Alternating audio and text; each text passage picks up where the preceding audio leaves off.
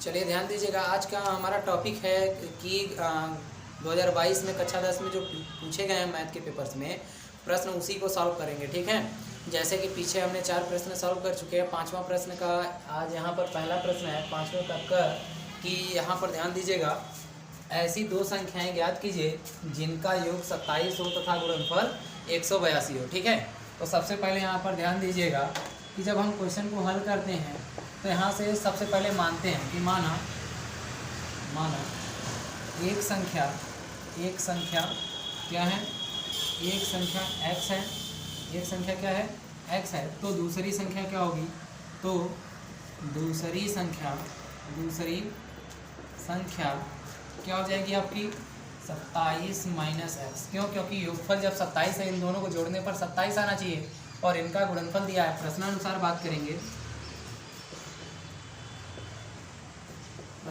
बात करेंगे तो यहाँ से x इंटू हो जाएगा 27 माइनस एक्स बराबर आपका क्या हो जाएगा 182। ठीक है, फिर x का मल्टीप्लाई कर देंगे तो यहाँ से 27x माइनस का एक्स स्क्वायर और ये इधर आ जाएगा तो माइनस का 182 बराबर 0। पूरे समीकरण में माइनस से गुणा कर देंगे तो ये प्लस का एक्स स्क्वायर, ये माइनस का 27x प्लस का 182 बराबर 0। अब इसका क्या करना है, गुणनखंड करना है, तो एक्स स्क्वायर माइनस का 13x और माइनस का 14x फिर उसके बाद प्लस का 182 बराबर 0।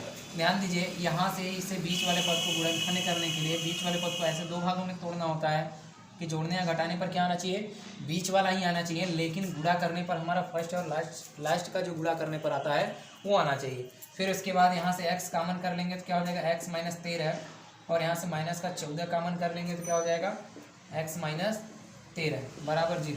तो यहाँ से x माइनस 13 जब कॉमन कर लेंगे तो फिर उसके बाद x माइनस 14 बच जाएगा बराबर 0। तो फिर उसके बाद यहाँ से ध्यान दीजिएगा x माइनस 13 बराबर भी 0 होगा और x माइनस 14 बराबर भी 0। तो x माइनस 13 बराबर 0 होगा तो x बराबर क्या आ जाएगा 13 और यहाँ से x माइनस 14 बराबर जब 0 होगा तो x बराबर क्या आ जाएगा 14। तो इसका मतलब ये हो जाएगा कि एक संख्या 13 होगी और दूसरी संख्या 14 होगी। ऐसे भी देख सकते हैं आप, दूसरी संख्या इसमें 13 रखेंगे तो 14 मिलेगा, 14 रखेंगे तो 13 मिलेगा। इसका मतलब ये होगा कि आपका जो भी नंबर्स होगा, पहला 13 होगा तो दूसरा 14, अगर पहला 14 होगा तो दूसरा 13 होगा। चलिए ध्यान दीजिएगा, यहाँ पर 5वें का दूसरा प्रश्न यहाँ पर है कि उस रेखा पर जो अक्षों से A और B अंतःखंड को क्या करता है, काटता है, मूल बिंदु से डाले गए लंब की लंबाई यदि P हो तो इसे से देखिए। ध्यान से समझिए, ये दोस्तों आपकी कक्षा 10 का प्रश्न नहीं है, कक्षा 11 का प्रश्न दिया है। ध्यान से देख लीजिएगा इसको, क्योंकि ऐसा भी है कि ये भी आ सकता है क्योंकि इंपॉर्टेंट प्रश्न है। इसलिए क्योंकि जब कक्षा 11 का प्रश्न कक्षा 10 में देने लगेगा तो इसका मतलब ये होगा कि इंपॉर्टेंट नहीं होगा ना। चलिए ध्यान से देखिएगा, यहाँ पर सबसे पहले अंतःखंड रूप में रेखा का समीकरण क्या होता है, x बाई ए प्लस का y by B equal to 1। अंतःखंड रूप में रेखा का समीकरण यही होता है। और यहाँ से हम पहले इस रेखा का समीकरण निकालेंगे एलसीएम लेकर, तो क्या हो जाएगा यहाँ से bx प्लस का ay और यहाँ से बराबर क्या हो जाएगा ab। क्यों? क्योंकि एलसीएम लेंगे इधर तो ये हो जाएगा। ठीक, ये हो जाएगी आपकी स्पर्श रेखा का समीकरण। अब डाले गए लंब p की लंबाई याद करते हैं, तो हम डाले गए लंब की लंबाई यदि d हो तो फिर उसके बाद इसका समीकरण होता है, समीकरण ये होता है कि a1x प्लस का ax1 होता है प्लस का by1 प्लस का c अपान में a1 का स्क्वायर मतलब a square plus b square, ये होता है। ठीक है, तो इसमें अब ये बोला है कि मूल बिंदु से डाले गए लंब की लंबाई, ये जो होता है मूल बिंदु से डाले गए लंब की लंबाई। तो मूल बिंदु का निर्देशांक क्या होता है, मूल बिंदु का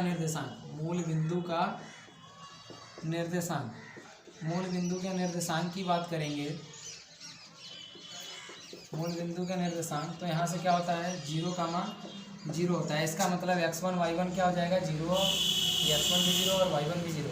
अब इसी में डाले गए लंब की लंबाई इसी समीकरण में क्या करते हैं, रख देते हैं। तो यहाँ से ध्यान दीजिएगा, इसी में रखेंगे तो d की जगह क्या आ जाएगा p, क्योंकि डाले गए लंब की लंबाई क्या बोला है, प्रश्न में p बोला है। ठीक, तो यहाँ पर p रख दिए बराबर a का मान हमारा इस समीकरण से a का मान b है, b इंटू क्या हो जाएगा 0 प्लस का a इंटू 0 प्लस का c की जगह क्या है, तो ये प्लस का c की जगह देखिए यहाँ से ये एक्चुअल में इधर आएगा तो माइनस में हो जाएगा, इससे मतलब होता है तो यहाँ पर माइनस का रखेंगे क्या a b, फिर उसके बाद इक्वल टू में क्या हो जाएगा आपका ए स्क्वायर प्लस बी स्क्वायर। तो ए का मान कितना है, बस सीधे सीधे ए स्क्वायर की जगह बी स्क्वायर है तो रूट में B square plus A square simply रख दिए। फिर उसके बाद यहाँ से p बराबर ये तो जीरो होकर कैंसिल हो जाएगा, जीरो। यहाँ से ए बी माइनस में लेकिन माड लगा हुआ है तो इससे बाहर जब भी निकलेगा प्लस निकलेगा, तो ए बी अपान में हो जाएगा रूट में B square plus A square. अब दोनों पक्षों का वर्ग कर दें तो यहाँ से हो जाएगा पी स्क्वायर बराबर हो जाएगा A square B square upon में A square plus B square plus A square, B square plus A square हो जाएगा। फिर उसके बाद क्या कर देते हैं, इसको एक के बटे लिख लेते हैं। तो यहाँ ध्यान दीजिएगा थोड़ा जगह कम है, एक के बटे पी स्क्वायर लिखेंगे तो ये हो जाएगा बी स्क्वायर प्लस का ए स्क्वायर अपान में क्या हो जाएगा ए स्क्वायर बी स्क्वायर। तो क्या इसे हम अलग अलग के बटे लिख सकते हैं, बी स्क्वायर अपान ए स्क्वायर बी स्क्वायर प्लस का ए स्क्वायर अपान में A square plus A square B square. तो ए स्क्वायर से ए स्क्वायर कैंसिल हो जाएगा, बी स्क्वायर से बी स्क्वायर। तो एक बटे पी स्क्वायर बराबर क्या बचेगा, एक बटे ए स्क्वायर प्लस का एक बटे बी स्क्वायर। ठीक है, यहीं आपका जो दोस्तों सिद्ध करना था यहीं सिद्ध करना था। ठीक है, नोट कर लीजिए। चलिए ध्यान दीजिएगा दोस्तों, यहाँ पर तीसरा प्रश्न दिया है और ये इम्पोर्टेंट प्रश्न होता है। ये जब भी पृष्ठीय क्षेत्रफल और आयतन से प्रश्न पूछता है तो ये इम्पोर्टेंट ही होता है, क्योंकि पृष्ठीय क्षेत्रफल और आयतन से एक प्रश्न जरूर पूछा है और थोड़ा सा घुमाकर क्वेश्चन करता है। ठीक है, थोड़ा सा घुमा कर करता है। इसका मतलब यहाँ से ध्यान दीजिएगा, सबसे पहले दिया है कि एक लंबवृत्तीय शंकु के आधार की परिधि 24 पाई है, इसका मतलब 24 पाई सेंटीमीटर। यहाँ से ध्यान दीजिएगा, ये जो इसकी पूरी लंबाई है ये कितनी है, 24 पाई सेंटीमीटर। तो ये वृत्त की क्या होती है, वृत्ताकार होता है तो वृत्त की परिधि हो जाएगी। तो इसका मतलब ये हो जाएगा कि वृत्त की परिधि बराबर क्या हो जाएगा, तो वृत्त की परिधि बराबर होता है 2 पाई आर। तो यहाँ से 2 पाई आर बराबर क्या हो जाएगा, वहाँ से जो दिया है 24 पाई, तो पाई से पाई कैंसिल हो जाएगा, 2 से काट देंगे तो आर बराबर कितना आ जाएगा 12 सेंटीमीटर। मतलब उस शंकु के आधार की त्रिज्या कितनी होगी 12 सेंटीमीटर और शंकु की ऊंचाई देखिए अब ये 12 सेंटीमीटर इसकी क्या हो गई, 12 सेंटीमीटर क्या है आधार की त्रिज्या हो गई, ऊंचाई 5 सेंटीमीटर दिया हुआ है तो ऊंचाई 5 सेंटीमीटर हो गई। ठीक है, फिर उसके बाद क्या करना है, शंकु का आयतन निकालना है। तो शंकु का आयतन, शंकु का आयतन बराबर क्या होता है, शंकु का आयतन यहाँ से होता है 1/3 पाई आर स्क्वायर एस। तो 1/3 पाई का मान क्या रखेंगे, पाई का मान 22/7 गुणे आर स्क्वायर। आर का मान कितना दिया है 12, तो 12 का स्क्वायर इंटू एच का मान 5 दिया है। ठीक, फिर उसके बाद यहाँ से हम 22/7 का मान जानते हैं 3.14 होता है। तो फिर उसके बाद यहाँ से सिंपली आगे ही लिख देते हैं, ध्यान से देखिए 1/3 गुणे 3.14 गुणे 144, क्योंकि 12 का स्क्वायर करेंगे 144 गुणे 5। ठीक, फिर उसके बाद 3 से इसे कैंसिल आउट करेंगे तो 3 चौक के 12, यहाँ 2 हो जाएगा 3 8 24, 48 बार में कट गया। फिर उसके बाद 5 से इसमें गुणा कर देते हैं तो यहाँ से कुल मिलाकर आपका आया 3.14 गुणते 48 गुणते 5। फिर उसके बाद 5 से गुणा कर देते हैं, 5 चौक के 20 गुणे इधर 48 कर दीजिए, 5 चौक के 20 हो गया और 5 कमा 5 5 2 7, फिर उसके बाद 5 3 15, तो यहाँ से आ जाएगा। तो कितने अंक पे दशमलव है, 2 अंक पे, तो 15.70 हो जाएगा। ठीक है, फिर उसके बाद यहाँ से क्या करना है, इसका गुणा करना है, मतलब 48 का गुणा 15.7 में करेंगे। तो ध्यान से देखिए यहाँ पर 15.7 गुणे 48, तो सिंपल कर लीजिए 8 सते 56, 8 पंजे 40, 40 5 45, 8 एकमा 8, 8 4 12, तो 4 सते 28, 4 पंजे 20 2 22, 4 एकमा 4 2 6, जोड़ लीजिए 6 8 5 13, फिर उसके बाद 5, फिर उसके बाद 7। कितने अंक पे दशमलव लगाना है, 1 अंक पे, तो 1 अंक पे लगा दीजिए। तो यहाँ से हो जाएगा आपका 753.6 सेंटीमीटर क्यूब। ये हो जाएगा आपका क्या, आयतन हो जाएगा। ठीक है, ध्यान से देख लीजिए, कोई डाउट हो तो फिर पूछ लीजिएगा। ठीक है, चलिए ध्यान दीजिएगा, यहाँ पर 5वें का यहाँ से लास्ट, जो कि 5वें का लास्ट प्रश्न है और इसी वीडियो का भी लास्ट प्रश्न है। ध्यान से देखिएगा, यदि इसमें कोई भी डाउट रह जाता है तो फिर उसके बाद आप कमेंट करके पूछ सकते हैं। ठीक है, चलिए ध्यान दीजिएगा, पहले यहाँ पर दिया है निम्नलिखित बंटन में एक मोहल्ले के बच्चों के दैनिक जेब भत्ता क्या है, ये दर्शाता है। ठीक है, जेब भत्ता यहाँ से माध्य जेब भत्ता कितना है, 18 है, क्या है 18 रुपया है। तो एफ का मान ज्ञात कर रहे हैं, इसमें जो एफ लुप्त है इसी को क्या करना है, ज्ञात करना है। तो देखिए हम यहाँ पर समांतर माध्य बराबर जानते हैं कि समांतर